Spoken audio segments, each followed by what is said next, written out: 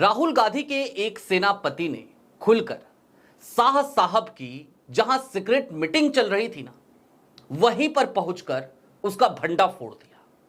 कुछ सवाल उठाए और उन सवालों के बाद सियासी गलियारों में इस बात की चर्चा होने लगी कि आखिरकार ऐसा क्या है जिसे ढका जा रहा है, जिसे छिपाया जा रहा है। अमित शाह साहब को भारतीय जनता पार्टी के लोग चाणक्य कहते हैं, तो क्या बिहार के मौर्या होटल में चाणक्य साहब, सो कॉल्ड चाणक्य मैं कहूंगा, कथित चाणक्य मैं कहूंगा, क्या वो चाणक्य की धरती पर, मगध की धरती पर आज की तारीख में कोई षड्यंत्र रच रहे हैं? आखिरकार किससे मुलाकातें करते हैं अमित शाह और उन मुलाकातों को गुप्त क्यों रखा जाता है? ये मुलाकातें किन अधिकारियों से होती हैं, किन नेताओं से होती हैं? सारी बातें जरा विस्तार से करेंगे। नमस्कार, मैं स्वप्निल और आप मुद्दा देख रहे हैं। दोस्तों, आगे बढ़े उससे पहले वही छोटी सी अपील। मुद्दा इन दिनों एक गंभीर आर्थिक संकट से जूझ रहा है। एक तरफ हमारे मेन बैंक अकाउंट्स फ्रीज चल रहे हैं, दूसरी तरफ हमारे चैनल को, 28 साल पुराने चैनल को हमसे लंबे समय तक छीन कर रखा गया था। हालांकि वो चैनल वापस आया, सत्य की जीत हुई, लेकिन हाँ, रेवेन्यू कम हो जाने की वजह से निश्चित तौर per day to day operations में मुद्दा को काफी मुश्किलों का सामना करना पड़ता है। ऐसे में आपसे गुजारिश है, यदि आप चाहें तो छोटी छोटी मदद मुद्दा की जरूर कीजिएगा। इसके लिए आप स्क्रीन पर दिख रहे क्यूआर कोड या फिर के नीचे दिख रहे यूपीआई नंबर का इस्तेमाल कर सकते हैं। अब आगे बढ़ते हैं। बिहार में चल रहे हैं चुनाव और अमित शाह साहब अक्सर ही एक होटल में रुकते हैं, एक होटल में ठहरते हैं, मौर्या होटल पटना। और मौर्या होटल में अमित शाह जब ठहरते हैं तो वहां पर क्या किसी कारगुजारी को, किसी अनोखे कारनामे को अमित शाह साहब अंजाम देते हैं?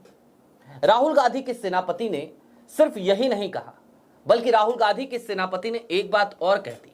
उन्होंने कहा कि वो दौर और था जब आपके तमाम अधिकारी आपसे डरा करते थे।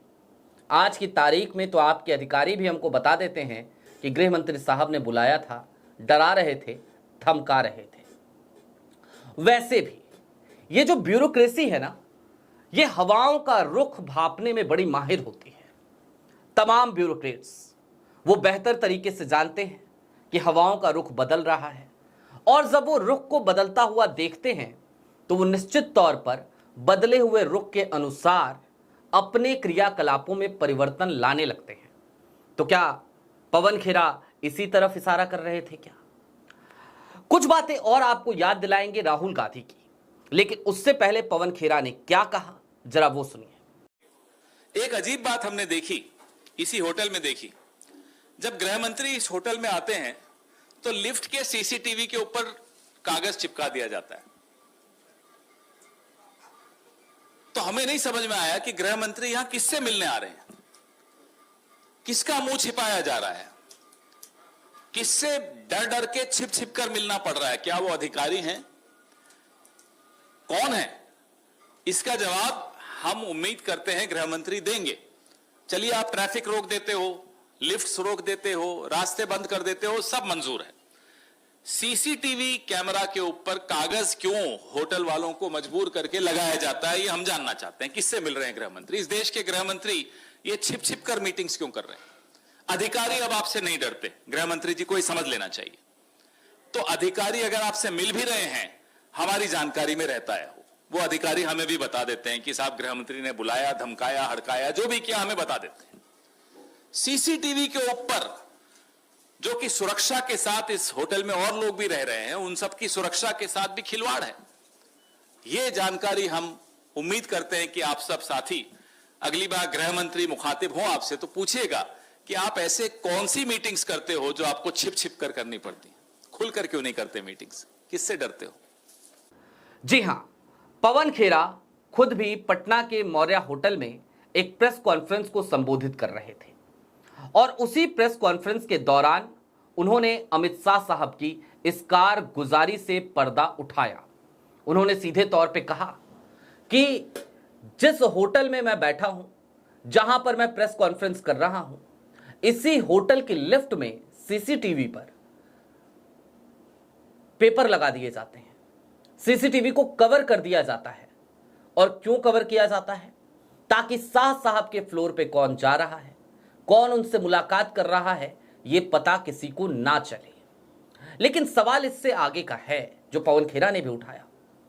मौर्या होटल एक ऐसा होटल है जहां पर तमाम वीवीआईपी जाकर ठहरते हैं। निश्चित तौर पर सीसीटीवी पर यदि इस तरीके से पेपर लग रहा है, इस तरीके से यदि उन चीजों को ढका जा रहा है समय समय पर, तो ये उन तमाम वीवीआईपीज की सुरक्षा के लिए अच्छी स्थिति तो नहीं कही जा सकती। उसके बावजूद शाह साहब तो शाह साहब हैं। और शाह साहब, आज ये जो सीसीटीवी ढकने वाला मामला है ये क्यों इतना महत्वपूर्ण हो गया है, जरा उसको समझिए। बीते दिनों प्रशांत किशोर ने क्या क्या आरोप लगाए। प्रशांत किशोर के प्रत्याशी को शाह साहब लगातार अपने साथ लेकर के बैठे रहे। नतीजतन वो प्रत्याशी अपना नामांकन नहीं कर पाया। इस तरीके की ना जाने कितनी ही चीजें हमने कालांतर में देखी हैं। अमित शाह साहब को लेकर एक बात और बड़ी मशहूर है। अमित शाह साहब के राजनीतिक जीवन की शुरुआत, और उस राजनीतिक जीवन की शुरुआत में पहला चुनाव छात्र संघ का। जब शाह साहब छात्र संघ का चुनाव लड़ रहे थे तो फिर स्थिति ये थी कि शाह साहब चुनाव हार सकते थे। लेकिन जब शाह साहब को लगा कि यार चुनाव हारने की नौबत आ गई है, तो उस समय पर एक बड़ा ही मशहूर किस्सा है।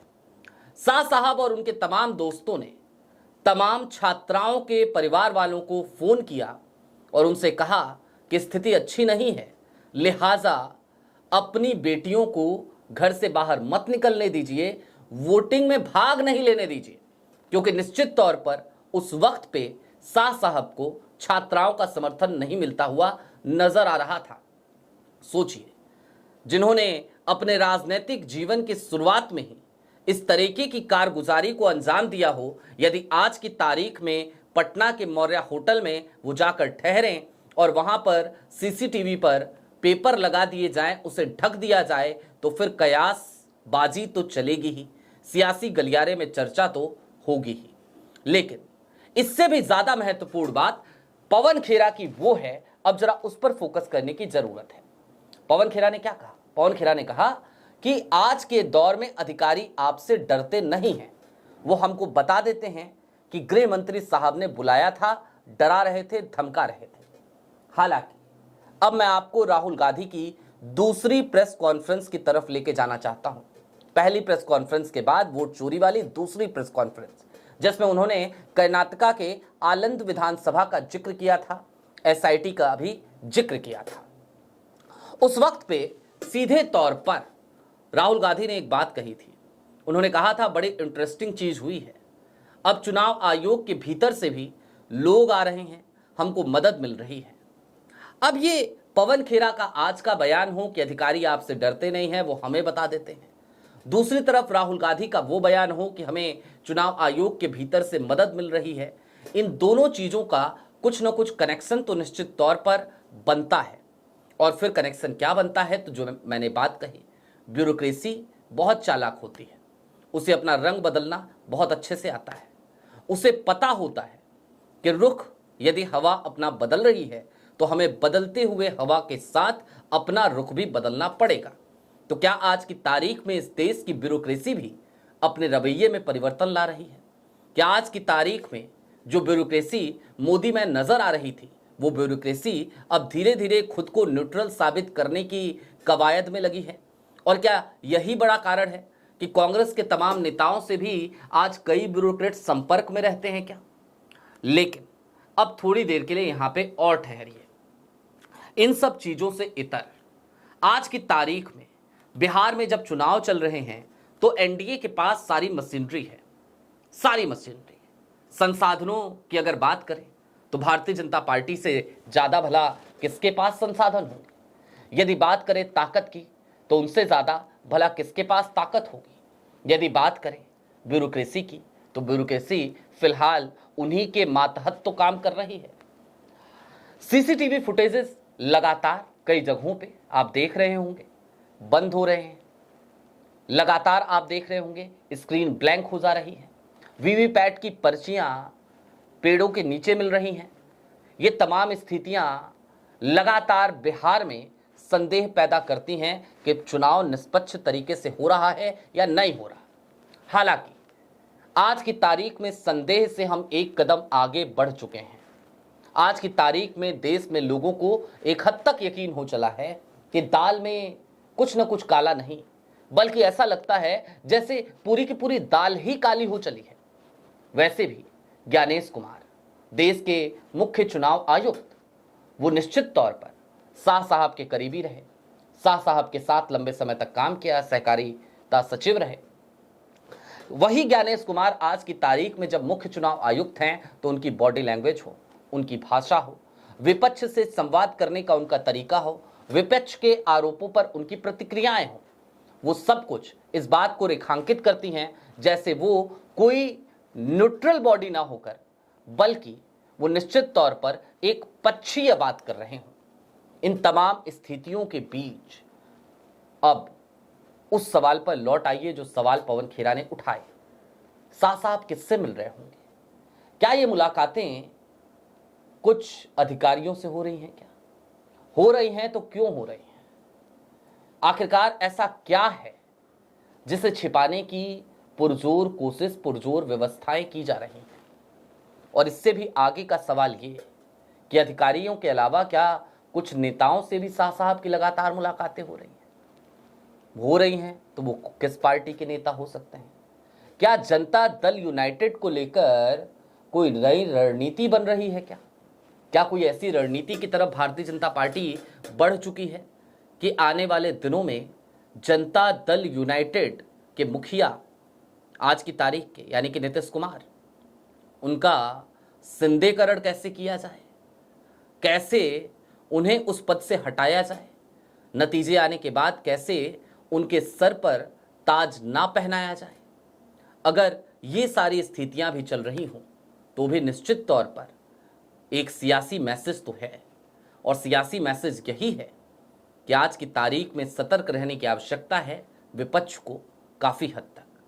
जब हर जगह यूं इस तरीके से पारदर्शिता पर अंकुश लगाया जा रहा हो, ट्रांसपेरेंसी को खत्म करने की तमाम कोशिशें की जा रही हों, तब जरूरत विपक्ष की बढ़ जाती है कि वो सजग निगरानी करे।